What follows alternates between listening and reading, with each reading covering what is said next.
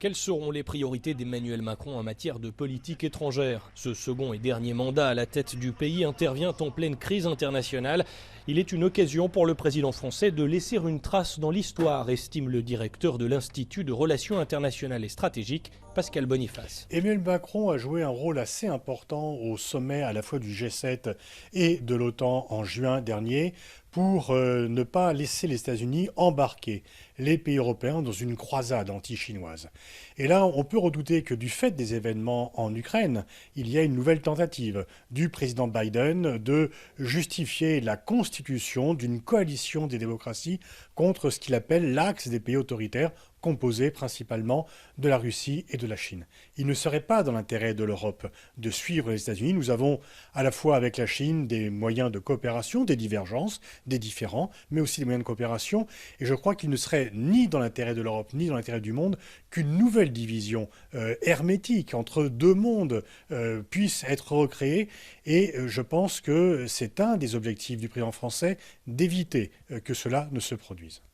Emmanuel Macron a été réélu alors que la France assume la présidence tournante de l'Union européenne. Selon Jean-François Di Meglio, président d'Asia Centre, le président pourrait en profiter pour faire avancer ses idées de l'Europe et de la relation transatlantique.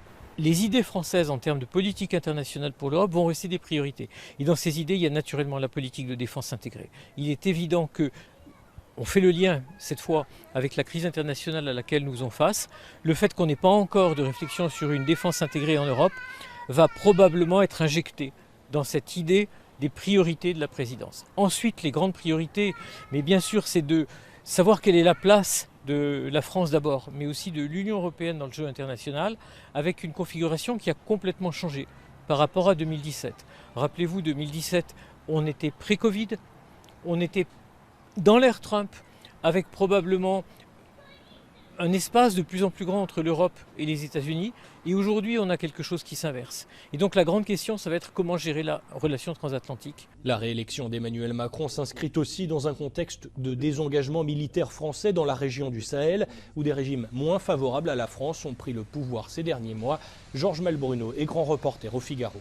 La priorité africaine d'Emmanuel Macron, ça va être, elle est à la fois double, continuer la lutte antiterroriste contre les djihadistes dans le Sahel, mais aussi freiner ce vent anti-français qui souffle dans plusieurs pays africains, le Mali et d'autres, et qui pays dans lesquels la Russie, par exemple, eh bien, avance ses pions. Donc ça va être un défi assez difficile à régler parce qu'on sent bien qu'il y a une certaine lassitude dans un nombre de pays de la politique française, de ce qu'on a appelé la France-Afrique. La France, Emmanuel Macron va devoir aussi gérer l'activisme d'autres pays dans ce qui était notre précaré. Donc ça va être un dossier assez délicat pour Emmanuel Macron aussi, la gestion de sa politique africaine. Le premier voyage à l'étranger du second mandat d'Emmanuel Macron sera en Allemagne ce lundi. Ce fut déjà le cas après son élection en 2017. Cyril Forneris, CGTN, Paris.